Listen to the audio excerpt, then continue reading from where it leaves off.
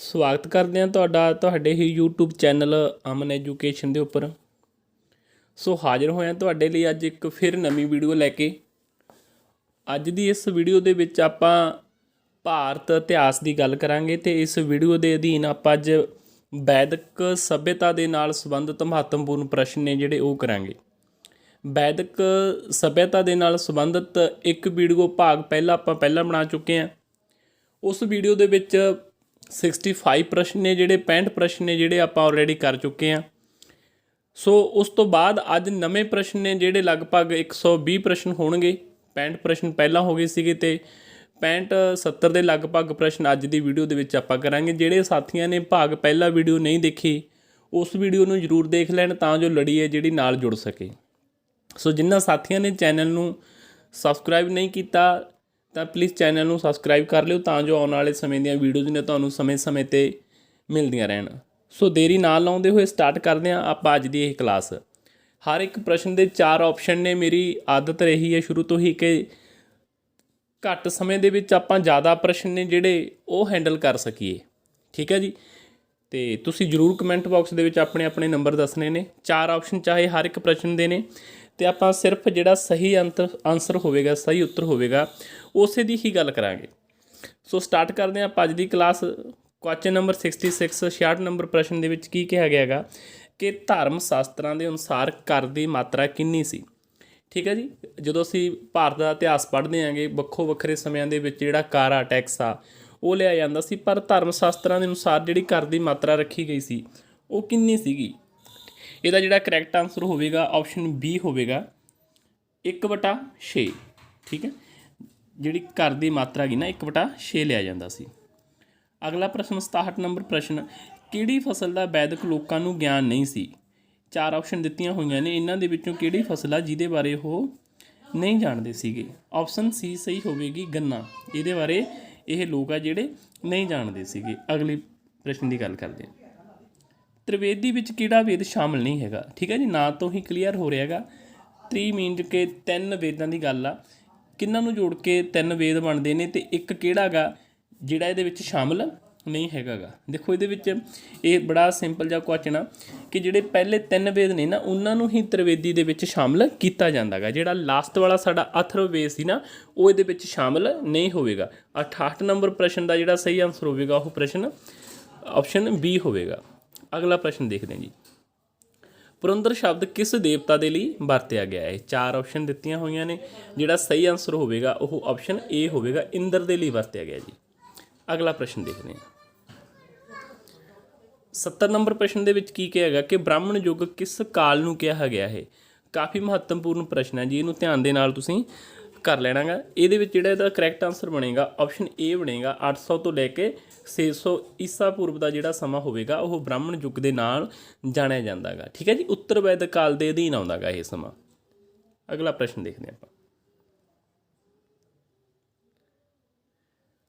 ਪੂਸ਼ਨ ਦੇਵਤਾ ਸੀ, ਹੈ ਨਾ। ਇੱਥੇ ਇੱਕ ਸ਼ਬਦ ਸਾਨੂੰ ਪੁੱਛਿਆ ਕਿ ਪੂਸ਼ਨ ਦੇਵਤਾ ਸੀਗਾ ਬਨਸਪਤੀ ਦਾ ਸੀ, ਰੁੱਤ ਦਾ ਸੀ, ਸੂਦਰਾਂ ਦਾ ਸੀ ਜਾਂ ਬ੍ਰਾਹਮਣਾਂ ਦਾ। 71 ਨੰਬਰ ਪ੍ਰਸ਼ਨ ਦਾ ਆਪਾਂ ਆਨਸਰ ਦੇਵਾਂਗੇ ਸੂਦਰਾਂ ਦਾ। ਠੀਕ ਹੈ। ਉੱਤਰ ਵੈਦਿਕ ਕਾਲ ਦੇ ਵਿੱਚ ਕਾਫੀ ਜਿਹੜੇ ਬਦਲਾਅ ਹੋ ਗਏ ਸੀਗੇ। ਜਿਹੜਾ ਪੂਸ਼ਨ ਦੇਵਤਾ ਜਿਹੜਾ ਰਿਗਵੇਦਿਕ ਕਾਲ ਦੇ ਵਿੱਚ ਜਿਹੜਾ ਪਸ਼ੂਆਂ ਦਾ ਦੇਵਤਾ ਸੀ, ਉੱਤਰ ਵੈਦਿਕ ਕਾਲ ਦੇ ਵਿੱਚ ਜਾ ਕੇ ਉਹ ਇੱਕ ਚੇਂਜ ਆ ਜਾਂਦਾ ਗਾ, ਉਹ ਸੂਦਰਾਂ ਦਾ ਬਣ ਜਾਂਦਾ ਗਾ। ਉੱਤਰ ਵੈਦਿਕ ਕਾਲ ਵਿੱਚ ਔਰਤਾਂ ਦੀ ਦਸ਼ਾ ਸੀਗੀ। ਠੀਕ ਹੈ। 72 ਨੰਬਰ ਪ੍ਰਸ਼ਨ ਦੇ ਵਿੱਚ ਕੀ ਪੁੱਛਿਆ ਗਿਆ ਹੈਗਾ ਕਿ ਉੱਤਰ ਵੈਦਿਕ ਕਾਲ ਦੇ ਵਿੱਚ ਕਿੱਦਾਂ ਦੀ ਸੀ, ਮਾੜੀ ਸੀਗੀ। ਔਰਤਾਂ ਦੀ ਦਸ਼ਾ ਹੈਗੀ ਨਾ ਜਿਹੜੀ ਉਹ ਚੇਂਜ ਹੋ ਗਈ ਸੀ। ਕਈ ਵਾਰ ਇੱਦਾਂ ਪ੍ਰਸ਼ਨ ਪੁੱਛਿਆ ਜਾਂਦਾ ਹੁੰਦਾ ਕਿ ਔਰਤਾਂ ਦੀ ਦਸ਼ਾ ਦੱਸੋ। ਆਪਾਂ ਧਿਆਨ 'ਚ ਰੱਖਣਾ ਗਾ ਵੈਦਿਕ ਕਾਲ ਦੇ ਵਿੱਚ ਹਾਲਾਂਕਿ ਚੰਗੀ ਸੀ ਔਰਤਾਂ ਦੀ ਦਸ਼ਾ, ਪਰ ਜੇਕਰ ਉੱਤਰ ਵੈਦਿਕ ਕਾਲ ਦੀ ਗੱਲ ਕੀਤੀ ਹੈ ਤਾਂ ਧਿਆਨ ਰੱਖਣਾ ਕਿ ਬਹੁਤੀ ਚੰਗੀ ਨਹੀਂ ਸੀਗੀ। ਅਗਲਾ ਪ੍ਰਸ਼ਨ ਦੇਖਦੇ ਹਾਂ ਜੀ। 73 ਨੰਬਰ ਪ੍ਰਸ਼ਨ ਦੇ ਵਿੱਚ ਵੈਦਿਕ ਕਾਲ ਸਮੇਂ ਕਿੰਨੇ ਤਰ੍ਹਾਂ ਦੇ ਸੰਸਕਾਰਾਂ ਦਾ ਜ਼ਿਕਰ ਹੈ। ਠੀਕ ਹੈ ਜੀ। ਕਿੰਨੇ ਤਰ੍ਹਾਂ ਦੇ ਸੰਸਕਾਰ ਨੇ ਜਿਹੜੇ ਇਹਦਾ ਜ਼ਿਕਰ ਕੀਤਾ ਗਿਆ ਤਾਂ ਆਪਸ਼ਨ ਨੰਬਰ ਇਹਦੇ ਵਿੱਚੋਂ ਰਾਈਟ ਹੋਵੇਗੀ ਸੀ। 16 ਤਰ੍ਹਾਂ ਦੇ ਸੰਸਕਾਰਾਂ ਦੀ ਗੱਲ ਜਿਹੜੀ ਕੀਤੀ ਗਈ ਹੈ। ਅਗਲਾ ਪ੍ਰਸ਼ਨ, ਗਾਇਤਰੀ ਮੰਤਰ ਦੀ ਰਚਨਾ ਕੀਤੀ ਮੰਨੀ ਜਾਂਦੀ ਹੈ। ਦੇਖੋ ਜਿਹੜਾ ਗਾਇਤਰੀ ਮੰਤਰ ਆ ਇਹਦੇ ਬਾਰੇ ਪੁੱਛਿਆ ਗਿਆ ਕਿ ਕੌਣ ਇਹਦਾ ਰਚੇਤਾ ਗਾ ਤਾਂ ਇਹਦਾ ਸਹੀ ਆਨਸਰ ਹੋਵੇਗਾ ਆਪਸ਼ਨ ਏ ਵਿਸ਼ਵਾਮਿੱਤਰ। ਅਗਲਾ ਪ੍ਰਸ਼ਨ ਦੇਖਦੇ ਹਾਂ ਜੀ। ਹੇਠਾਂ ਲਿਖਿਆਂ ਵਿੱਚੋਂ ਠੀਕ ਦੀ ਪਹਿਚਾਣ ਕਰੋ। ਠੀਕ ਹੈ ਜੀ। ਮਿਲਾਨ ਕੀਤੇ ਹੋਏ ਨੇ, ਆਪਾਂ ਇਹਦੇ ਵਿੱਚੋਂ ਦੱਸਣਾ ਗਾ ਕਿ ਕਿਹੜਾ ਠੀਕ ਹੈ। ਸਤਪਥ ਬ੍ਰਾਹਮਣ ਪੁਰਾਣ, ਪੁਰਾਣਾ ਗਾ। ਅਰਣਾਇਕ ਜੰਗਲਾਂ ਦੀ ਗੱਲ ਕੀਤੀ ਗਈ ਹੈ। ਉਪਨਿਸ਼ਦ ਨਜ਼ਦੀਕ, ਠੀਕ ਹੈ। ਅਤੇ ਸਾਰੇ ਠੀਕ ਨੇ। ਹਾਂਜੀ, ਆਪਸ਼ਨ ਡੀ ਹੈ ਜਿਹੜਾ ਸਹੀ ਹੈਗਾ। ਸਾਰੇ ਹੀ ਇਹ ਠੀਕ ਹਨ ਜਿਹੜੇ ਮਿਲਾਨ ਕੀਤੇ ਹੋਏ ਆ। ਅਗਲਾ ਪ੍ਰਸ਼ਨ 76 76 ਨੰਬਰ ਪ੍ਰਸ਼ਨ, ਹੇਠ ਲਿਖਿਆਂ ਵਿੱਚੋਂ ਗਲਤ ਦੀ ਪਹਿਚਾਣ ਕਰਨੀ ਆਪਾਂ। 4 ਆਪਸ਼ਨਾਂ ਨੇ, ਸੰਖਿਆ, ਕਪਲ, ਨਿਆਂ, ਗੌਤਮ, ਪੂਰਮ, ਸਾਸਾ, ਬਿਦਰਾਇਣ ਅਤੇ ਯੋਗ ਪਤੰਜਲੀ, ਠੀਕ ਹੈ। ਅਤੇ ਇਹਦੇ ਵਿੱਚੋਂ ਜਿਹੜਾ ਸਹੀ ਆਂਸਰ ਹੋਵੇਗਾ ਉਹ ਆਪਾਂ ਚੈੱਕ ਕਰਨਾ ਹੈ। ਇਹਦੇ ਵਿੱਚੋਂ ਜਿਹੜਾ ਸਹੀ ਹੋਵੇਗਾ ਨਾ ਉਹ ਆਪਸ਼ਨ ਸੀ ਹੈ, ਜਿਹੜਾ ਉੱਤਰ ਮੀਮਾਂਸਾ ਦਾ ਸੀਗਾ ਜਿਹੜਾ ਬਿਦਰਾਇਣ ਹੈ, ਠੀਕ ਹੈ ਜੀ। ਅਗਲਾ ਪ੍ਰਸ਼ਨ ਦੇਖਦੇ ਆਪਾਂ। ਹੇਠ ਲਿਖਿਆਂ ਵਿੱਚੋਂ ਸਹੀ ਮਿਲਾਨ ਲੱਭੋ। ਹੁਣ 4 ਮਿਲਾਨ ਕੀਤੇ ਹੋਏ ਨੇ, ਇਹਨਾਂ 'ਚੋਂ ਆਪਾਂ ਇਹ ਦੱਸਣਾ ਗਾ ਕਿ ਕਿਹੜਾ ਸਹੀ ਹੋਵੇਗਾ। ਮਤस्य ਪੁਰਾਣ ਸਭ ਤੋਂ ਪ੍ਰਾਚੀਨ ਆ, ਅਤੇ ਗ੍ਰਹਿਸਥ ਆਸ਼ਰਮ ਦੀ ਗੱਲ ਕੀਤੀ ਹੈ ਜਿਹੜਾ ਆਪਾਂ 4 ਭਾਗਾਂ ਦੇ ਵਿੱਚ ਵੰਡਦੇ ਹਾਂ 25-25 ਸਾਲਾਂ ਦੀ ਉਮਰ ਕਰਕੇ, ਅਤੇ 25 ਤੋਂ 50 ਸਾਲ ਦੱਸਿਆ ਗਿਆ। ਘੋੜਾ ਗਾ ਜਿਹੜਾ ਧੰਨਿਆ ਲੱਭਿਆ ਗਿਆ ਗਾ, ਪਰ ਇਹਦੇ ਵਿੱਚ ਹੁਣ ਆਪਾਂ ਸਹੀ ਦੱਸਾਂਗੇ ਸਹੀ ਕਿਹੜਾ ਬਣ ਜਾਂਦਾ ਗਾ। ਸਹੀ ਇਹਦੇ ਵਿੱਚੋਂ ਆਪਾਂ ਆਪਸ਼ਨ ਡੀ ਹੈ ਜਿਹੜਾ ਉਹ ਸਹੀ ਹੋਵੇਗਾ, ਠੀਕ ਹੈ। ਕਿਉਂਕਿ ਜਿਹੜਾ ਗ੍ਰਹਿਸਥ ਆਸ਼ਰਮ ਆ ਉਹਦੀ ਉਮਰ ਵੀ ਗਲਤ ਦੱਸੀ ਹੋਈ ਹੈ ਇਹਨਾਂ ਨੇ, ਸੌਰੀ ਆਪਾਂ ਦੱਸਣਾ ਸੀਗਾ ਇਹਦੇ ਵਿੱਚੋਂ ਸਹੀ ਮਿਲਾਨ, ਠੀਕ ਹੈ। ਇਹ ਸਹੀ ਮਿਲਾਨ ਨੇ ਅਤੇ ਇਹ ਗਲਤ ਆ। ਅਗਲਾ ਪ੍ਰਸ਼ਨ ਦੇਖਦੇ ਹਾਂ ਜੀ, ਠੀਕ ਹੈ। ਇਹਦੇ ਵਿੱਚੋਂ ਸਹੀ ਮਿਲਾਨ ਦੱਸਣੇ ਸੀ ਆਪਾਂ। ਏ ਅਤੇ ਬੀ। ਧੰਨਿਆ ਗਾਂ ਨੂੰ ਕਿਹਾ ਗਿਆ ਸੀਗਾ, ਠੀਕ ਹੈ। ਇਹ ਗਲਤ ਹੋ ਗਿਆ, ਇਹ ਯਾਦ ਰੱਖਣਾ ਆਪਾਂ। ਘੋੜਾ, ਠੀਕ ਹੈ, ਇੱਕ ਮਹੱਤਵਪੂਰਨ ਪਸ਼ੂ ਤਾਂ ਸੀਗਾ, ਪਰ ਅਧੰਨਿਆ ਨਹੀਂ ਸੀਗਾ। ਅਧੰਨਿਆ ਤਾਂ ਗਾਂ ਨੂੰ ਕਿਹਾ ਗਿਆ ਸੀ। ਆਹ 2 ਮਿਲਾਨ ਨੇ ਜਿਹੜੇ ਇਹ ਸਹੀ ਨੇ। ਅਗਲਾ ਪ੍ਰਸ਼ਨ ਦੇਖਦੇ ਹਾਂ ਜੀ। ਗਵਿਸ਼ਟੀ ਕਿਸ ਨੂੰ ਕਿਹਾ ਗਿਆ ਹੈਗਾ, ਠੀਕ ਹੈ। ਗਵਿਸ਼ਟੀ ਕਿਸ ਨੂੰ ਕਿਹਾ ਗਿਆ ਹੈਗਾ? ਗਊ ਯੁੱਧਾਂ ਨੂੰ ਕਿਹਾ ਗਿਆ ਹੈਗਾ ਜੀ। ਗਾਂ ਦੇ ਵਾਸਤੇ ਗਾਂ ਨੂੰ ਬੜਾ ਮਹੱਤਵਪੂਰਨ ਮੰਨਿਆ ਗਿਆ ਹੈਗਾ। ਵੈਦਿਕ ਕਾਲ ਦੀ ਗੱਲ ਕਰੀਏ ਆਪਾਂ, ਗਾਵਾਂ ਦੇ ਵਾਸਤੇ ਯੁੱਧ ਵੀ ਹੁੰਦੇ ਸੀਗੇ। ਜਿਹੜੀਆਂ ਥਾਵਾਂ 'ਤੇ ਗਾਵਾਂ ਨੂੰ ਬੰਨ੍ਹਿਆ ਜਾਂਦਾ ਨਾ, ਉਹਨੂੰ ਗੋਤਰ ਦਾ ਨਾਮ ਦਿੱਤਾ ਗਿਆ ਹੈਗਾ। ਧੰਨਿਆ ਵੀ ਕਿਹਾ ਗਿਆ ਹੈਗਾ, ਠੀਕ ਹੈ। ਅਤੇ ਗਵਿਸ਼ਟੀ ਕਿਸ ਨੂੰ ਕਹਿੰਦੇ ਸੀ? ਗਊ ਯੁੱਧਾਂ ਨੂੰ ਕਹਿੰਦੇ ਸੀਗੇ। ਅਗਲਾ ਦੇਖਦੇ ਹਾਂ। ਚਰਕ ਸਾਹਿਤਾ ਸੰਬੰਧਿਤ ਹੈ 79 ਦੇ ਵਿੱਚ ਕੀ ਹੈ? ਚਰਕ ਸਾਹਿਤਾ ਚਿਕਿਤਸਾ ਨਾਲ ਆ ਜੀ। ਅਗਲਾ ਪ੍ਰਸ਼ਨ ਦੇਖਦੇ ਹਾਂ। ਅਗਲਾ ਹੈਗਾ ਆਰਕਟਿਕ ਹੋਮ ਆਫ ਆਰੀਅਨਸ ਦਾ ਲੇਖਕ ਕੌਣ ਹੈ, ਠੀਕ ਹੈ। 80 ਨੰਬਰ ਪ੍ਰਸ਼ਨ ਦੇ ਵਿੱਚ ਕੀ ਪੁੱਛਿਆ ਗਿਆ ਆਪਣੇ ਕੋਲੋਂ? ਇਹਦਾ ਲੇਖਕ ਦੱਸਣਾ ਆਪਾਂ ਕੌਣ ਆ? ਬਾਲ ਗੰਗਾਧਰ ਤਿਲਕ ਆ ਜੀ ਦਾ ਸਹੀ ਆਨਸਰ ਹੈ ਜਿਹੜਾ, ਬਾਲ ਗੰਗਾਧਰ ਤਿਲਕ। ਹੇਠ ਦਿੱਤਿਆਂ 'ਚੋਂ ਸਹੀ ਦੀ ਪਹਿਚਾਣ ਕਰੋ। ਹੁਣ 4 ਆਪਾਂ ਨੂੰ ਆਪਸ਼ਨ ਦਿੱਤੇ, ਆਪਾਂ ਇਹਨਾਂ ਦੇ ਵਿੱਚੋਂ ਸਹੀ ਹੈ ਜਿਹੜਾ ਉਹ ਦੱਸਾਂਗੇ। ਘੱਗਰ ਦ੍ਰਿਸ਼ਟੀ, ਨਰਮਦਾ, ਰੇਵਾ ਸਾਰੇ ਠੀਕ ਹਨ। ਪਣੀ ਪਸ਼ੂ ਚਾਰਨ ਵਾਲੇ, ਠੀਕ ਹੈ। ਇਹਦੇ ਵਿੱਚੋਂ ਆਪਾਂ ਇਹ ਦੱਸਾਂਗੇ ਕਿ ਸਹੀ ਕਿਹੜਾ ਹੈਗਾ ਇਹਨਾਂ ਦੇ ਵਿੱਚੋਂ। ਆਪਸ਼ਨ ਡੀ ਹੈ ਜਿਹੜਾ ਉਹ ਸਹੀ ਹੋਵੇਗਾ, ਕਿਉਂਕਿ ਜਿਹੜੀ ਮਿਲਾਨ ਕੀਤੀ ਹੋਏ ਨੇ ਨਾ ਇਹ ਸਾਰੇ ਹੀ ਸਹੀ ਨੇ, ਸਾਰੇ ਠੀਕ ਹੈ ਜੀ। ਅਗਲਾ ਪ੍ਰਸ਼ਨ ਦੇਖਦੇ ਹਾਂ। ਕਾਫੀ ਇੰਪੋਰਟੈਂਟ ਕੁਐਸਚਨ ਆ। ਪ੍ਰਸ਼ਨ ਨੰਬਰ 82, ਦਸਰਾਜ ਯੁੱਧ ਵਿਚਕਾਰ ਹੋਇਆ। ਜਿਹੜਾ ਦਸਰਾਜ ਜਾਂ 10 ਰਾਜਿਆਂ ਦਾ ਯੁੱਧ ਕਹਿੰਦੇ ਆਪਾਂ, ਇਹ ਕਿਹਨਾਂ ਦੇ ਵਿਚਕਾਰ ਹੁੰਦਾ ਗਾ, ਠੀਕ ਹੈ ਜੀ। ਇਹ ਹੁੰਦਾ ਗਾ ਸੁਦਾਸ ਅਤੇ ਵਿਸ਼ਵਾਮਿੱਤਰ ਦੇ ਵਿਚਕਾਰ। ਸੁਦਾਸ ਅਤੇ ਵਿਸ਼ਵਾਮਿੱਤਰ ਦੇ ਵਿਚਕਾਰ, ਰਾਜਾ ਸੁਦਾਸ ਅਤੇ ਵਿਸ਼ਵਾਮਿੱਤਰ। ਜੱਗਾਂ ਨਾਲ ਸੰਬੰਧਿਤ ਰੀਤੀ ਰਿਵਾਜ ਹਨ। ਜਿਹੜੇ ਜੱਗਾਂ ਦੇ ਨਾਲ ਸੰਬੰਧਿਤ ਰੀਤੀ ਰਿਵਾਜ ਨੇ ਨਾ, ਕਿਹੜੇ ਵੇਦ ਦੇ ਵਿੱਚ ਨੇ? ਜਜਰ ਵੇਦ ਦੇ ਵਿੱਚ ਸ਼ਾਮਲ ਹੈ ਜੀ ਇਹ। ਅਗਲਾ ਪ੍ਰਸ਼ਨ, ਰਾਜੇ ਦੇ ਖੇਤਰ ਦੇ ਵਿਸਤਾਰ ਸੰਬੰਧੀ ਜੱਗ ਕੀਤਾ ਜਾਂਦਾ ਸੀ। ਜਦੋਂ ਕਹਿੰਦੇ ਕਿ ਰਾਜਾ ਗਾ ਜਿਹੜਾ ਆਪਣੇ ਖੇਤਰ ਦਾ ਵਿਸਤਾਰ ਕਰ ਲੈਂਦਾ ਸੀ ਤਾਂ ਇੱਕ ਜੱਗ ਕੀਤਾ ਜਾਂਦਾ ਸੀ, ਉਹਦਾ ਨਾਮ ਸੀਗਾ ਅਸਮੇਂ ਜੱਗ ਸੀਗਾ ਜੀ ਉਹ, ਠੀਕ ਹੈ। 84 ਨੰਬਰ ਦਾ ਜਿਹੜਾ ਸਹੀ ਹੋਵੇਗਾ ਇਹ ਹੋਵੇਗਾ ਅਸਮੇਂ ਜੱਗ। ਅਗਲਾ ਪ੍ਰਸ਼ਨ ਦੇਖਦੇ ਹਾਂ। ਰਿਗਵੈਦਿਕ ਇੰਡੀਆ ਦਾ ਲੇਖਕ ਕੌਣ ਆ? 85 ਨੰਬਰ ਪ੍ਰਸ਼ਨ ਦੇ ਵਿੱਚ ਪੁੱਛਿਆ ਕਿ ਰਿਗਵੈਦਿਕ ਇੰਡੀਆ ਦਾ ਜਿਹੜਾ ਲੇਖਕ ਹੈ ਇਸ ਕਿਤਾਬ ਦਾ, ਅਵਿਨਾਸ਼ ਚੰਦਰ ਦਾਸ ਆ ਜਿਹੜਾ ਦਾ ਸਹੀ ਆਨਸਰ ਹੋਵੇਗਾ। ਜੇਕਰ ਕੋਈ ਸਾਥੀ ਇਹਨਾਂ ਕੁਐਸਚਨ ਦੀ PDF ਲੈਣਾ ਚਾਹੁੰਦਾ ਗਾ ਤਾਂ ਉਹ 98 776 38309 ਇਹਦੇ 'ਤੇ ਕਾਲ ਕਰ ਸਕਦਾ ਗਾ। ਇਤਿਹਾਸ ਦੇ, ਪੋਲੀਟੀਕਲ ਸਾਇੰਸ ਦੇ ਇੱਦਾਂ ਦੇ ਹੀ ਜਿਹੜੇ MCQ ਨਾਲ ਰਿਲੇਟਡ ਨੋਟਸ ਨੇ ਤੁਹਾਨੂੰ ਉਹ ਮਿਲ ਜਾਣਗੇ PDF ਦੇ ਰੂਪ ਦੇ ਵਿੱਚ। ਜੇਕਰ ਕੋਈ ਸਾਥੀ, ਕੋਈ ਵੀ ਵਿਦਿਆਰਥੀ ਜਿਹੜਾ ਐਗਜ਼ਾਮ ਦੀ ਤਿਆਰੀ ਕਰ ਰਿਹਾ ਹੈਗਾ, ਜੇਕਰ ਉਹ ਇਹਨਾਂ ਟੈਸਟਾਂ ਨੂੰ ਲੈਣਾ ਚਾਹੁੰਦਾ ਤਾਂ ਦਿੱਤੇ ਹੋਏ ਨੰਬਰ 'ਤੇ ਕੰਟੈਕਟ ਕਰ ਸਕਦਾ ਗਾ। ਹਾਂਜੀ, ਅਗਲਾ ਪ੍ਰਸ਼ਨ, ਪਹਿਲਾ ਕਾਨੂੰਨ ਨਿਰਮਾਤਾ ਮੰਨਿਆ ਗਿਆ ਹੈ। ਹੁਣ ਪਹਿਲਾ ਕਾਨੂੰਨ ਨਿਰਮਾਤਾ ਕਿਹਨੂੰ ਮੰਨਿਆ ਗਿਆ? ਮਨੂ ਨੂੰ ਮੰਨਿਆ ਗਿਆ ਜੀ। ਕਾਫੀ ਇੰਪੋਰਟੈਂਟ ਹੈ ਇਹ ਪ੍ਰਸ਼ਨ ਵੀ। ਅਗਲਾ ਪ੍ਰਸ਼ਨ ਦੇਖਦੇ ਆਪਾਂ। ਕਿਹੜਾ 3 ਰਿਣਾਂ ਵਿੱਚ ਸ਼ਾਮਲ ਨਹੀਂ ਹੈਗਾ? ਹੁਣ 3 ਰਿਣ ਨੇ ਸਾਡੇ, ਠੀਕ ਆ। ਉਸ ਸਮੇਂ ਦੀ ਗੱਲ ਕਰਦੇ ਹਾਂ ਆਪਾਂ, ਵੈਦਿਕ ਸੱਭਿਅਤਾ ਦੇ ਸਮੇਂ ਦੇ ਵਿੱਚ 3 ਰਿਣ ਹੋਇਆ ਕਰਦੇ ਸੀ। ਇਹਦੇ ਵਿੱਚੋਂ ਆਪਾਂ ਦੱਸਣਾ ਗਾ ਵੀ ਇੱਕ ਇਹੋ ਜਿਹਾ ਰਿਣ ਆ ਜਿਹੜਾ ਰਿਣਾਂ 'ਚ ਸ਼ਾਮਲ ਨਹੀਂ ਆਉਂਦਾ। 3 ਰਿਣ ਤਾਂ ਹੈਗੇ ਨੇ, ਇੱਕ ਐਕਸਟਰਾ ਦਿੱਤਾ ਹੋਇਆ ਗਾ, ਉਹ ਹੈਗਾ ਜੀ ਮਾਤਰ ਰਿਣ, ਠੀਕ ਹੈ। ਆ 3 ਬਾਕੀ ਜਿਹੜੇ ਦੇਵ ਰਿਣ, ਰਿਸ਼ੀ ਰਿਣ ਤੇ ਪਿਤਰ ਰਿਣ ਹੈਗੇ ਨੇ, ਪਰ ਮਾਤਰ ਰਿਣ ਨਹੀਂ ਹੈਗਾ। ਅਗਲਾ ਕੁਐਸਚਨ ਹੈਗਾ ਗਾ ਪ੍ਰਸ਼ਨ ਨੰਬਰ 88 ਕਾਫੀ ਮਹੱਤਵਪੂਰਨ ਪ੍ਰਸ਼ਨ ਆ। OCP ਸੰਸਕ੍ਰਿਤੀ ਸੰਬੰਧਿਤ ਹੈ।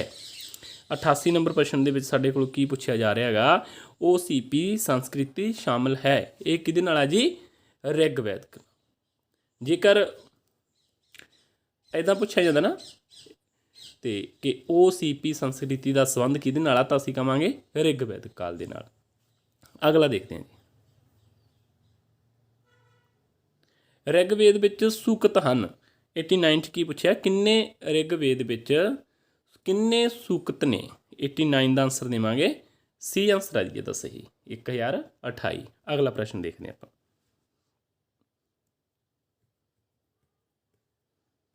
ਅਗਲਾ ਪ੍ਰਸ਼ਨ ਹੈਗਾ ਜੀ 90 ਨੰਬਰ ਪ੍ਰਸ਼ਨ ਦੇ ਵਿੱਚ ਕੀ ਪੁੱਛਿਆ ਗਿਆ, ਵਿਆਹ ਰਸਮਾਂ ਨਾਲ ਸੰਬੰਧਿਤ ਸੂਕਤ ਕਿਹੜਾ ਗਾ। ਵਿਆਹ ਦੀਆਂ ਰਸਮਾਂ ਨਾਲ ਸੰਬੰਧਿਤ ਸੂਕਤ ਕਿਹੜਾ ਗਾ, ਤਾਂ ਉਹ ਸੂਰਿਆ ਸੂਕਤ ਆ ਜੀ। ਇਹਦਾ ਸਹੀ ਆਂਸਰ ਸੂਰਿਆ ਸੂਕਤ ਹੋਵੇਗਾ। ਵੈਦਿਕ ਸਮਾਜ ਦੀ ਮੁੱਢਲੀ ਇਕਾਈ, ਸਿੰਪਲ ਜਿਹਾ ਕੁਐਸਚਨ ਆ, ਬੜਾਈ ਜੀ ਕੁਐਸਚਨ ਆ, ਸਾਰਿਆਂ ਨੂੰ ਹੀ ਆਉਂਦਾ ਹੋਣਾਗਾ, ਠੀਕ ਹੈ। ਤੇ ਵੈਦਿਕ ਸਮਾਜ ਦੀ ਮੁੱਢਲੀ ਇਕਾਈ ਹੈ ਜਿਹੜੀ, ਉਹ ਕੁੱਲ ਹੈਗਾ ਜੀ, ਕੁੱਲ। ਕਈ ਵਾਰੀ ਨਾ ਕੋਈ ਸਾਥੀ ਕਈ ਵਾਰੀ ਗ੍ਰਾਮ ਨੂੰ ਸਮਝ ਲੈਂਦੇ ਨੇ, ਪਰ ਪਰਿਵਾਰ ਤੋਂ ਹੀ ਸ਼ੁਰੂ ਆ ਜਿਹੜਾ ਅਸੀਂ ਇਸ ਚੀਜ਼ ਨੂੰ ਕਰਨਾ ਹੁੰਦਾ ਹੈਗਾ ਨਾ, ਪਰਿਵਾਰ ਦਾ ਮੁਖੀ ਅੱਗੇ ਕੁਲਪਤੀ। ਅਗਲਾ ਪ੍ਰਸ਼ਨ ਦੇਖਦੇ ਹਾਂ, ਅਵੇਸਤਾ ਕਿਹਨਾਂ ਦਾ ਧਾਰਮਿਕ ਗ੍ਰੰਥ ਸੀ, ਹੈ ਨਾ। ਇਹ ਵੀ ਕਾਫੀ ਇੰਪੋਰਟੈਂਟ ਨੇ, ਸਾਰੇ ਹੀ ਕੁਐਸਚਨ ਇੱਦਾਂ ਦੇ ਰੱਖੇ ਗਏ ਨੇ ਜਿਹੜੇ ਜਿਨ੍ਹਾਂ ਦੇ ਪੂਰੇ ਚਾਂਸ ਆ ਜਿਹੜੇ ਮਾਸਟਰ ਕੇਡਰ SST ਦੇ ਵਾਸਤੇ ਬਣ ਜਾਂਦੇ ਨੇ। ਇਹਦਾ ਸਹੀ ਆਂਸਰ ਹੋਵੇਗਾ ਈਰਾਨੀ। ਉਪਨਿਸ਼ਦਾਂ ਨੂੰ ਕਿਹਾ ਜਾਂਦਾ ਹੈ। 93 ਨੰਬਰ ਪ੍ਰਸ਼ਨ ਦੇ ਵਿੱਚ ਕੀ ਪੁੱਛਿਆ ਗਿਆ ਕਿ ਉਪਨਿਸ਼ਦਾਂ ਨੂੰ ਕੀ ਕਿਹਾ ਜਾਂਦਾ, ਇਹਨਾਂ ਨੂੰ ਵੇਦਾਂਤ ਵੀ ਕਿਹਾ ਜਾਂਦਾ ਹੈ ਜੀ। ਅਗਲਾ ਪ੍ਰਸ਼ਨ ਦੇਖਦੇ, ਖਿੱਲੇ ਸ਼ਬਦ ਵਰਤਿਆ ਗਿਆ ਹੈ। ਖਿੱਲੇ ਸ਼ਬਦ ਵਰਤਿਆ ਗਿਆ ਹੈ, ਠੀਕ ਹੈ। ਤੇ ਸਾਂਝੀ ਜ਼ਮੀਨ ਲਈ, ਨਿੱਜੀ ਜ਼ਮੀਨ ਲਈ, ਰਾਜ ਦੀ ਸੀਮਾ ਦੇ ਵਾਸਤੇ, ਜਾਂ ਇੱਕ ਮਹਾਨ ਜੱਗ ਸੀਗਾ। ਇਹਦਾ ਕਰੈਕਟ ਆਂਸਰ ਹੋਵੇਗਾ ਸਾਂਝੀ ਜ਼ਮੀਨ ਦੇ ਵਾਸਤੇ ਇਹ ਸ਼ਬਦ ਆ ਜਿਹੜਾ ਉਹ ਵਰਤਿਆ ਗਿਆ ਹੈਗਾ, ਜਿਹਦੇ ਤੇ ਸਾਰੇ ਹੀ ਲੋਕਾਂ ਦਾ ਅਧਿਕਾਰ ਹੁੰਦਾ ਸੀ। ਖਿੱਲੇ ਸ਼ਬਦ ਵਰਤਿਆ ਗਿਆ ਉਹਦੇ ਵਾਸਤੇ। ਅਗਲਾ ਪ੍ਰਸ਼ਨ, ਗੋਤਰ ਸ਼ਬਦ ਸੰਬੰਧਿਤ ਹੈ, ਠੀਕ ਹੈ। 95 ਨੰਬਰ ਪ੍ਰਸ਼ਨ ਦੇ ਵਿੱਚ ਪੁੱਛਿਆ ਗਾ ਜਿਹੜਾ ਗੋਤਰ ਸ਼ਬਦ ਆ ਸੰਬੰਧਿਤ ਆ ਕਿਹੜੇ ਸਮੇਂ ਦੇ ਨਾਲ ਸੰਬੰਧਿਤ ਬਣ ਜਾਂਦਾ ਹੈਗਾ, ਤਾਂ ਉਹ ਜਿਵੇਂ ਆਪਾਂ ਗੋਤਰ ਮੰਡਲ ਦੀ ਗੱਲ ਕਰਦੇ ਹਾਂ, ਹੈ ਨਾ, ਦੂਸਰੇ ਮੰਡਲ ਤੋਂ ਲੈ ਕੇ 7ਵੇਂ ਮੰਡਲ ਤੱਕ, ਪਰ ਕਿਹੜੇ ਸਮੇਂ ਕਿਹੜੇ 'ਚ ਆਉਂਦਾ ਇਹ, ਉੱਤਰ ਵੈਦਿਕ ਕਾਲ ਦੇ ਵਿੱਚ ਆਉਂਦਾ ਗਾ। ਉੱਤਰ ਵੈਦਿਕ ਕਾਲ ਸਹੀ ਆਂਸਰ ਹੋਵੇਗਾ। ਅਗਲਾ ਪ੍ਰਸ਼ਨ ਦੇਖਦੇ ਹਾਂ ਜੀ, ਸਤਿਅਮ ਜਯੰਤੇ ਲਿਆ ਗਿਆ ਹੈ। 96 ਨੰਬਰ ਪ੍ਰਸ਼ਨ 'ਚ ਪੁੱਛਿਆ ਕਿ ਸਤਿਅਮ ਜਯੰਤੇ ਲਿਆ ਗਿਆ ਹੈ, ਇਹ ਮੁੰਡਕ ਉਪਨਿਸ਼ਦ ਦੇ ਵਿੱਚੋਂ ਲਿਆ ਗਿਆ। ਰਾਮਾਇਣ ਦਾ ਫਾਰਸੀ ਵਿੱਚ ਅਨੁਵਾਦ ਕੀਤਾ, ਠੀਕ ਹੈ। ਮਹਾਂਕਾਵ ਆ ਜਿਹੜੇ ਕਾਫੀ ਮਹੱਤਵਪੂਰਨ ਨੇ, ਜਿਵੇਂ ਮਹਾਂਭਾਰਤ ਹੋ ਗਿਆ, ਰਾਮਾਇਣ ਹੋ ਗਿਆ। ਤਾਂ 97 ਨੰਬਰ 'ਚ ਕੀ ਪੁੱਛਿਆ ਕਿ ਇਹਦਾ ਫਾਰਸੀ ਦੇ ਵਿੱਚ ਅਨੁਵਾਦ ਆ ਜਿਹੜਾ ਉਹ ਕੀਤਾ ਗਿਆ, ਇਹ ਬਦਾਯੂਨੀ ਨੇ ਕੀਤਾ ਸੀਗਾ ਜੀ, ਹੈ ਨਾ, ਬਦਾਯੂਨੀ ਨੇ ਕੀਤਾ ਸੀ। ਤਾਂ ਸਹੀ ਆਂਸਰ ਹੈ ਇਹ। ਇੱਦਾਂ ਦੇ ਕੁਐਸਚਨ ਨੇ ਤੁਹਾਨੂੰ ਅਕਸਰ ਹੀ ਪੇਪਰਾਂ 'ਚ ਦੇਖਣ ਨੂੰ ਮਿਲ ਜਾਂਦੇ ਨੇ। ਪ੍ਰਕਿਰਤਕ ਭਾਸ਼ਾ ਦੀ ਵਿਆਕਰਨ ਹੈ ਨਾ, ਇਹ ਵੀ ਇੱਕ ਨਵਾਂ ਜਿਹਾ ਕੁਐਸਚਨ ਆ ਕਿ ਪ੍ਰਕਿਰਤਕ ਭਾਸ਼ਾ ਦੀ ਵਿਆਕਰਨ ਕਿਹੜੀ ਹੈ। ਇਹਦਾ ਸਹੀ ਆਂਸਰ ਹੋਵੇਗਾ ਪ੍ਰਕਿਰਤਕ ਪ੍ਰਕਾਸ਼। ਪ੍ਰਕਿਰਤਕ ਪ੍ਰਕਾਸ਼ ਹੈ ਜਿਹੜਾ, ਇਹਦਾ ਸਹੀ ਆਂਸਰ ਹੋਵੇਗਾ। ਅਗਲਾ ਪ੍ਰਸ਼ਨ ਦੇਖਦੇ ਹਾਂ। ਅਗਲਾ ਪ੍ਰਸ਼ਨ ਸਾਨੂੰ ਪੁੱਛ ਲਿਆ ਕਿ ਪ੍ਰਕਿਰਤਕ ਭਾਸ਼ਾ ਦੀ ਵਿਆਕਰਨ ਦਾ ਰਚੇਤਾ ਕੌਣ ਆ, ਲਿਖੀ ਕਿਹਨੇ ਇਹ। 99 ਨੰਬਰ ਪ੍ਰਸ਼ਨ ਦੇ ਵਿੱਚ ਕੀ ਪੁੱਛਿਆ ਗਿਆ ਕਿ ਰਚੇਤਾ ਕੌਣ ਹੈ। ਇਹਦਾ ਰਚੇਤਾ ਗਾ ਬਾਰੂਚੀ। ਇਹਦਾ ਰਚੇਤਾ ਬਾਰੂਚੀ ਹੈ ਜੀ। ਦਸਰਾਧ ਯੁੱਧ ਲੜਿਆ ਗਿਆ, ਕਿੱਥੇ ਲੜਿਆ ਗਿਆ ਗਾ ਇਹ। ਪਰੂਸਨੀ ਨਦੀ ਦੇ ਕਿਨਾਰੇ 'ਤੇ ਇਹ ਲੜਿਆ ਗਿਆ ਸੀ, ਰਾਵੀ ਨਦੀ। ਅਗਲਾ ਪ੍ਰਸ਼ਨ ਦੇਖਦੇ ਹਾਂ। ਨਦਿੱਤਿਆ ਮਾਂ, ਨਦੀਆਂ ਦੀ ਮਾਂ ਕਿਸ ਨਦੀ ਨੂੰ ਕਿਹਾ ਗਿਆ ਗਿਆ, ਕਿਹੜੀ ਨਦੀ ਹੈ ਜਿਹੜੀ ਨਦੀਆਂ ਦੇ ਮਾਂ ਨਾਲ ਜਾਣੀ ਜਾਂਦੀ ਹੈ। ਨਦਿੱਤਿਆ ਮਾਂ ਵੀ ਉੱਥੇ ਸ਼ਬਦ ਨਦਿੱਤ ਮਾਂ ਜਾਂ ਨਦਿੱਤਿਆ ਮਾਂ ਇੱਦਾਂ ਦਾ ਸ਼ਬਦ ਸਾਨੂੰ ਦੇਖਣ ਨੂੰ ਮਿਲ ਸਕਦਾ ਗਾ। ਅਤੇ ਇਹਦਾ ਆਂਸਰ ਆ ਜਿਹੜਾ ਸਹੀ ਹੋਵੇਗਾ ਸਰਸਵਤੀ, ਆਪਸ਼ਨ ਏ। ਅਗਲਾ ਪ੍ਰਸ਼ਨ ਜੀ, ਦਸਰਾਜ ਯੁੱਧ ਦਾ ਵਿਚੇਤਾ ਰਿਹਾ। ਹੁਣ ਆਪਾਂ ਦੋ ਕੁਐਸਚਨ 'ਚ ਗੱਲ ਕਰ ਚੁੱਕੇ ਹਾਂ, ਦਸਰਾਜ ਯੁੱਧ ਕਿਹਨਾਂ ਦੇ ਵਿਚਕਾਰ ਹੋਇਆ, ਕਿੱਥੇ ਹੋਇਆ ਗਾ, ਕਿਹੜੀ ਨਦੀ ਦੇ ਕਿਨਾਰੇ ਹੋਇਆ ਗਾ, ਪਰ ਇਹਦੇ ਵਿੱਚੋਂ ਜੇਤੂ ਕੌਣ ਰਹਿੰਦਾ ਗਾ, ਇਹਦਾ ਆਪਾਂ ਆਂਸਰ ਦੇਣਾ ਗਾ। ਤਾਂ ਇਹਦੇ ਵਿੱਚੋਂ ਰਾਜਾ ਸੁਦਾਸ ਆ ਜਿਹੜਾ ਉਹ ਜਿੱਤ ਜਾਂਦਾ ਗਾ। ਅਗਲਾ ਪ੍ਰਸ਼ਨ ਦੇਖਦੇ ਹਾਂ। ਮਹਾਂਭਾਰਤ ਕਿੰਨੇ ਦਿਨ ਚੱਲਦੀ ਹੈ। ਮਹਾਂਭਾਰਤ ਕਿੰਨੇ ਦਿਨ ਚੱਲਦੀ ਹੈ। 103 ਨੰਬਰ ਕੁਐਸਚਨ ਦੇ ਵਿੱਚ ਕੀ ਪੁੱਛਿਆ ਕਿ ਕਿੰਨੇ ਦਿਨ ਚੱਲਦੀ ਹੈ, ਤਾਂ 18 ਦਿਨ। ਕਈ ਵਾਰੀ ਇੱਦਾਂ ਪੁੱਛ ਲਿਆ ਜਾਂਦਾ ਕਿ ਮਹਾਂਭਾਰਤ ਦੇ ਕਿੰਨੇ ਕਾਂਡ ਜਾਂ ਕਿੰਨੇ ਭਾਗ ਨੇ, ਉੱਥੇ ਵੀ ਆਪਾਂ ਯਾਦ ਰੱਖਣਾ ਕਿ 18 ਹੀ ਉਹਦਾ ਸਹੀ ਆਂਸਰ ਹੋਵੇਗਾ, ठीक है, क्योंकि एक एक दिन की जिहड़ी जो भी घटनावां वापरियां नूं एक एक कांड जां भाग दे विच नोट किया गया है। 18 दिन चलती है। अगला प्रश्न देखते हैं जी, भरभेता का अर्थ दसो। 104 नंबर प्रश्न के पूछा कि भरभेता किहनूं कहा गया है।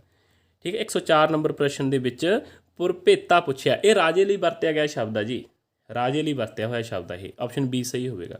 अगला प्रश्न, वैदिक साहित्य में कितनियां नदियों का जिक्र मिलता है। काफ़ी इंपॉर्टेंट प्रश्न है कि वैदिक साहित्य के कुल जिहड़ियां नदियां मिलदियां ने सानूं कितनियां का जिक्र मिलता है अज तक। देखो ਇਹਦਾ ਜਿਹੜਾ सही आंसर बनेगा ना वो ऑप्शन बी बनेगा, 31 नदियों का। आ नंबर दिता होया जी, जेकर किसी साथी नूं ये PDF के रूप में नोट्स चाहिए ने, चाहे वो पोलीटिकल साइंस का सारा ही सिलेबस हैगा तो हिस्टरी के नाल रिलेटिड जिहड़े पंजाब इतिहास है, चाहे प्राचीन मध्यकाल आधुनिक काल तो चाहे वर्ल्ड का इतिहास आ, सारे ही जिहड़ियां PDF के रूप में तुहानूं इदां दे क्वेश्चन जेकर चाहिए ने तो इस नंबर पर कंटैक्ट कर सकते हो जी। अगला प्रश्न देखते हैं आपां, वेदां विच किहड़ी लिपि की वरतों हुई है। जिहड़े वेद ने ना उहदे विच लिपि किहड़ी वरती गई है जी, ब्रह्मी लिपि वरती गई है। ठीक है, लिपि ते भाषा ये वक्रियां वक्रियां चीज़ां ने, इन्हां दा ध्यान रखना हुंदा गा। चारे वेदां नूं एक नाम दिता गया गा, जिहड़े हुण चारे वेद ने तां इन्हां नूं की नाम दिता गया गा, वेद साहित्य कहा गया है जी इन्हां नूं। अगला प्रश्न देखते हैं, वेद शब्द किस भाषा का शब्द आ। 108 नंबर प्रश्न के पूछा किहड़ी भाषा का शब्द आ जी, यह संस्कृत भाषा का शब्द आ। ठीक है, संस्कृत भाषा का। दसराज युद्ध विच सुदास राजे का सैनापति कौन सीगा। ठीक है, काफ़ी रिलेटिड ये पहला 3-4 क्वेश्चन आ चुके हैं। यदा आप दसना गा 109 नंबर क्वेश्चन का कि यदा जिहड़ा सैनापति सी राजा सुदास जित जाता तो वशिष्ठ सीगा जी। सही आंसर यदा वशिष्ठ आएगा। अगला प्रश्न देखते हैं, अतन्या का अर्थ की है।